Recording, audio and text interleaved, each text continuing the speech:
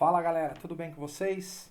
Bom, hoje nós vamos para mais uma videoaula aqui, nós vamos falar um pouquinho sobre as organelas novamente, né? Na verdade já é um assunto que a gente já está falando há algum tempo e agora a gente vai fazer a parte final aí dessa parte das organelas. A gente já falou sobre as principais organelas, né? Mitocôndrias, ribossomos, retículo endoplasmático, complexo golgiense, lisossomos, já falamos sobre a digestão celular e a proposta dessa nossa aula de hoje, né, que se encontra aí no módulo 10 da frente 1 da apostila de vocês, tá? Então, apostila 1, frente 1, módulo 10. O nome dessa aula é Peroxissomos, microtúbulos, microfilamentos e centríolos. E a gente vai falar um pouquinho sobre essas estruturas aí. Vamos lá então? Valendo? Então tá bom. Bom, a primeira organela que a gente vai falar aqui nessa aula é o peroxissomo. Tá? Ela tem esse nome peroxissomo porque a função dela é quebrar a ação de um composto químico chamado peróxido de hidrogênio, mais conhecido como a água oxigenada. Eu pus inclusive aqui a fórmula da água oxigenada, H2O2. E a água oxigenada ela é um composto tóxico que os animais produzem, nós produzimos, tá? Esse composto a partir dos nossos processos digestivos. Então, conforme a gente realiza processos digestivos, a gente vai gerando o peróxido de hidrogênio, a água oxigenada, e isso vai se concentrando no nosso organismo, nas nossas células, pode ir para o nosso sangue. Só que tem um problema. A água oxigenada ela é tóxica para nós, ela pode matar a nossa célula, ela pode destruir a nossa célula. E para isso, nós temos então uma organela chamada peroxissomo, e essa organela ela vai quebrar a ação da água oxigenada. Ela literalmente ela vai degradar a água oxigenada. Por que isso?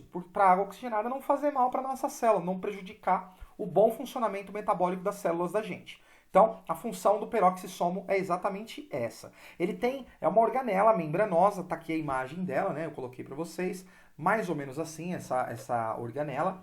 Ela tem no seu interior uma série de enzimas chamadas catalase. E essa enzima catalase, ela é a responsável pela quebra, pela degradação da água oxigenada. Então, quando a catalase entra em contato com a água oxigenada, ela quebra a água oxigenada em compostos simples, que são água e oxigênio. Eu pus aqui, ó. Então, após a quebra da água oxigenada, a célula da gente vai gerar água e oxigênio, que já não é mais um composto tóxico. Né? Olha que legal. Então, a gente converte uma substância tóxica em dois componentes não tóxicos que a gente vai produzir, gerar na nossa célula a partir da ação da catalase, que é essa enzima. Tá? Então aqui tem até um experimento, ó, vamos ver como é que está acontecendo aqui nesse experimento.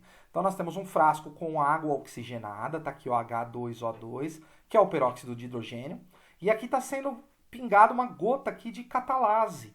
O que a catalase faz com essa água oxigenada? Ela pega a água oxigenada, transforma em água e libera bolhas de oxigênio, olha que legal. Ou seja, ela quebrou a ação tóxica dessa água oxigenada. Essa organela é extremamente importante para a gente. Essa outra imagem que eu coloquei aqui para a gente é uma imagem de uma ferida, né? Tipo no dedo da gente, no pé, por exemplo. Então você está com uma ferida, você foi lá, tomou ponto, e aí o médico fala, você vai passar água oxigenada. Você compra na farmácia o frasquinho de água oxigenada e joga na sua ferida. Por que você faz isso? Porque a água oxigenada que você compra na farmácia e você joga ela na sua ferida que está aberta, lembre-se, uma ferida aberta, ela é um ambiente propício para ajuntamento de micro-organismos, de bactérias. E essas bactérias vão infeccionar o seu organismo, né? A sua pele ali, a região onde houve aquela lesão, aquele machucado. E as bactérias vão começar a se concentrar ali, causando um processo infeccioso. Então você vai lá com a água oxigenada, joga a água oxigenada em cima, e essa água oxigenada vai matar aquelas bactérias que estão lá. Tá? Vai matar. E por que não vai acontecer nada com você? Porque as suas células vão produzir a catalase que vai reagir contra aquela água oxigenada. Então essa água oxigenada ela só vai fazer mal para as bactérias, ela vai matar os micro-organismos que estiverem ali no seu ferimento e com você não vai acontecer nada. Muito pelo contrário, vai reagir com a catalase e vai gerar essa espuminha, né? Quando você joga água oxigenada em cima de um ferimento, imediatamente fazem essas bolhas, né? Fica fermentando, parece que está borbulhando. Essas borbulhas nada mais são do que a reação da quebra da água oxigenada em água e oxigênio. Beleza, galera? Eu acho que vocês entenderam aí então a função dessa organela chamada peroxissomo. É uma organela membranosa exclusiva dos eucariontes e ela apresenta no seu interior uma composição formada pela catalase, que é uma enzima que tem por função quebrar as moléculas de água oxigenada. Tudo bem? Beleza, vamos para a próxima então. Bom, agora a gente entra numa última parte aqui, né, que seria o citoesqueleto. Quando nós pensamos na palavra esqueleto, nós estamos pensando em algo que sustenta, né? No nosso corpo, por exemplo, os nossos ossos compõem o nosso esqueleto, que sustenta o nosso corpo, né? Mantém a gente de pé, protege os nossos órgãos. Então, o esqueleto a gente já sabe a função dele. E agora, quando a gente fala de citoesqueleto, eu estou me referindo ao esqueleto da célula. Aí você fala, nossa, professor, mas tem esqueleto na célula? Como assim? Não sabia disso. Tem osso na célula? Então vamos falar sobre isso aqui. Na verdade, não tem osso na célula, mas a célula ela tem moléculas de estruturação, que vão dar estrutura, que vão dar firmeza à célula. E essas moléculas nós chamamos de moléculas do citoesqueleto. E são elas os microfilamentos, os filamentos intermediários e os microtúbulos, tá? São 3 elementos aqui. Inclusive eu pus aqui a imagem dos 3 aqui, ó. Esse primeiro aqui é um microfilamento formado por moléculas de actina, né, e miosina. Aqui ao lado nós temos o filamento intermediário, parece aqueles doces, né, da Fini que a gente compra no shopping. E aqui o último é o microtúbulo. Então eles são, na verdade, estruturas de ordem molecular, não tem como enxergar isso no microscópio. Embora eu tenha posto essa imagem aqui para a gente poder ter uma noção, né, de estruturamento da célula, essa imagem ela é uma montagem, isso não é possível de se visualizar. Então, eu quero que vocês imaginem como uma barraca. Quando você tem uma barraca, você vai montar ela. O que você faz? Você pega aquela armação da barraca, aqueles arames, põe por dentro da barraca e a barraca vai tomando forma. Então imagina que dentro da célula existem estruturas como aqueles arames, como aquelas varetas da barraca, né? E essas estruturas são responsáveis, então, por sustentar a célula, por dar forma à célula. E por outras funções mais que nós falaremos aqui hoje também, tá? Então, são 3 elementos que a gente vai falar nessa aula. Os microfilamentos, os filamentos intermediários e os microtúbulos. Muito bem, vamos a eles. O primeiro que a gente vai falar aqui, né? Deixa eu só desbloquear aqui. O primeiro que a gente vai falar aqui são os microtúbulos, né? É uma estrutura de forma cilíndrica, tá aqui inclusive nessa imagem, ó. É uma estrutura cilíndrica, o microtúbulo, tá? Eu tô apontando ele aqui na imagem para vocês, ó. Esse é o microtúbulo. Ele é formado por pequenas unidades de tubulina, né? Então, cada bolinha dessa aqui, amarelinha, verdinha, compõe uma proteína chamada tubulina. E essa proteína tubulina é a responsável pela estrutura do microtúbulo, tá?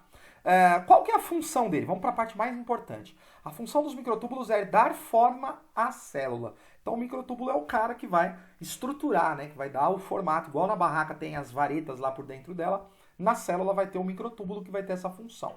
E, além disso, ele também atua dando a disposição das organelas. Porque a gente imagina que a organela está tudo jogada no citoplasma da célula, está tudo dispersa. Só que não. As organelas elas têm um posicionamento correto para ter dentro da célula. E quem limita, quem posiciona essas organelas no interior do citoplasma são também as moléculas de microtúbulos. Tudo bem? E por último, aqui, né, ou melhor, penúltimo, uma função importantíssima que nós temos dos microtúbulos que eu pus nessa imagem, inclusive. São essas organelas que estão aqui na ponta da imagem, aqui, ó, dos dois lados, chamadas de centríolos. Essa organela ela é importante para a divisão celular. Por quê? Porque quando essa organela se posiciona nos polos da célula, tá vendo que ela está no polo oposto, ó. Uma está num polo, a outra está no polo oposto. Elas criam aqui a região central, que nós chamamos de centro celular, que é onde vai acontecer a divisão celular.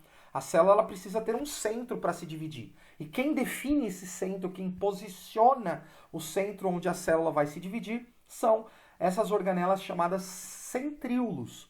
E o centríolo é uma organela formada por microtúbulos também. Então, mais uma função do microtúbulo. Ele compõe os centríolos que atuam formando o centro celular, onde vai haver a divisão da célula, que é um assunto que a gente vai entrar em breve. A gente vai falar de divisão celular. Então, quando chegar lá a gente falar de centríolo, você já vai entender qual que é a função dele. Ele posiciona a célula para a divisão celular. Ele cria a região do fuso mitótico, que nós chamamos. Certo, galera? E por último, a última função aqui seriam os cílios e flagelos. Opa, a imagem está fugindo de mim aqui hoje.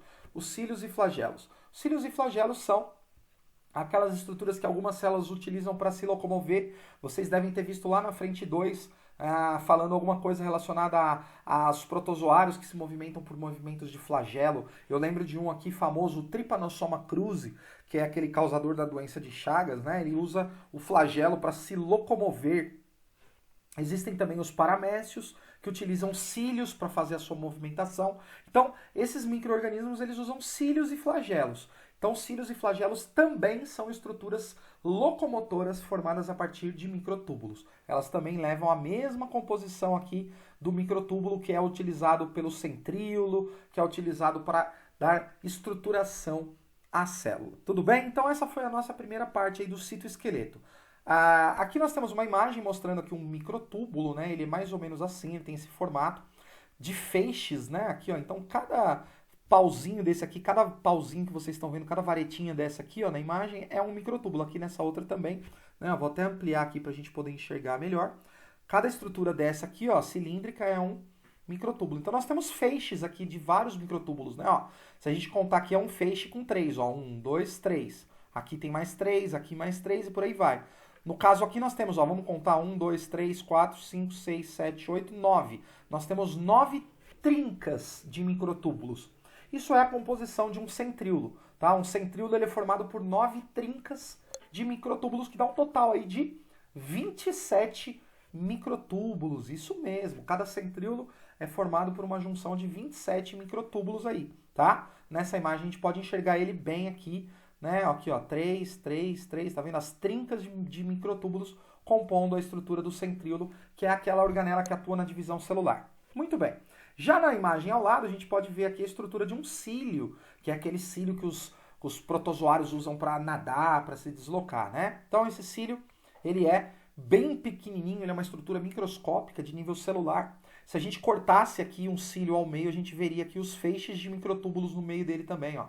Na verdade, existem 9 pares de microtúbulos, ele é um pouco diferente do centríolo, que tem 9 trincas, né? Aqui nos cílios e flagelos nós temos 9 pares, né? Que dá um total aí de 18 microtúbulos por cílio, tá? Então essa é a estrutura que forma um cílio ou um flagelo. Tudo bem, galera? Então falamos aí sobre os microtúbulos e vimos as suas funções.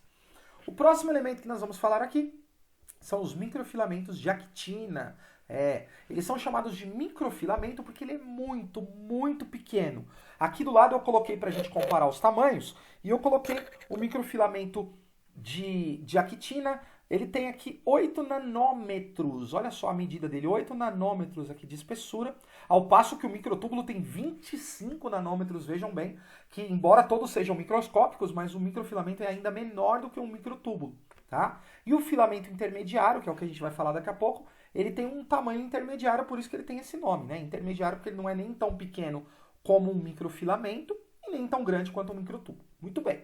Microfilamento de actina, qual que é a função dele? Eles são fios bem fininhos e as proteínas são chamadas de actina e miosina, tá? Então essas duas bolinhas que vocês estão vendo aqui, uma mais clarinha, uma mais escura, formam aí as proteínas, né? Isso aqui é só uma representação, tá?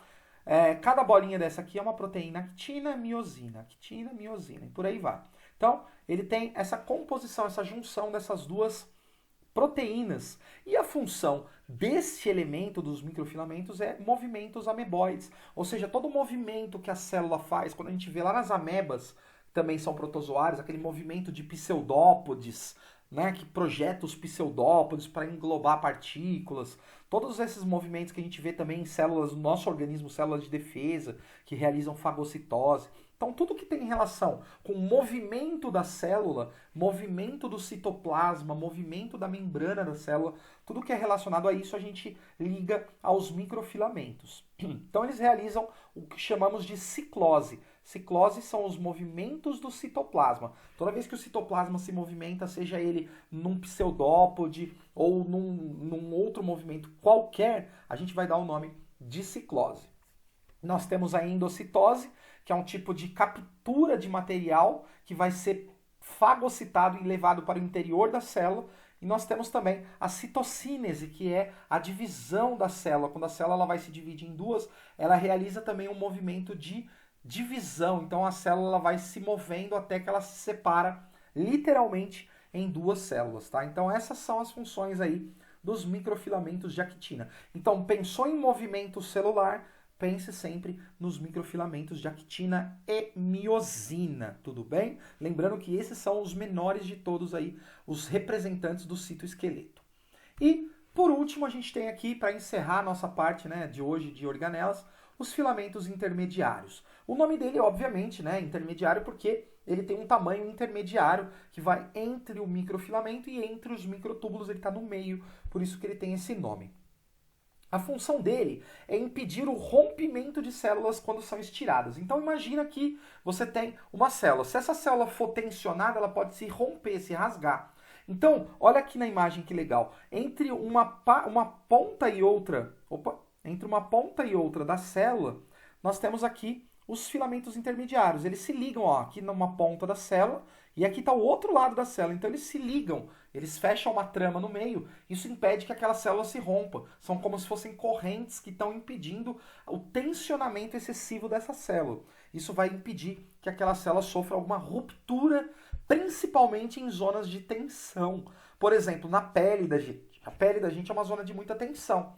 Então, as células precisam estar justapostas. Então, a função dos microfilamentos, ou melhor, a função dos filamentos intermediários é exatamente essa estruturação, é segurar a célula para que ela não rompa, para que ela não sofra uma ruptura, tá? Isso é muito comum em células onde há tensão, como eu falei, o próprio exemplo da pele, né, que nós temos, dos músculos também.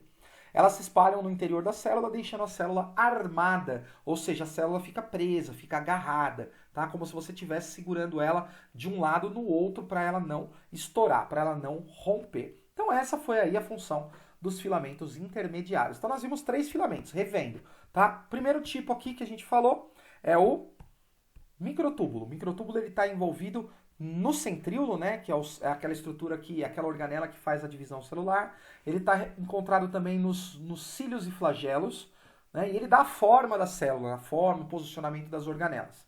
Já os microfilamentos de actina e miosina estão relacionados aos movimentos celulares, movimentos do citoplasma, fagocitose, pinocitose.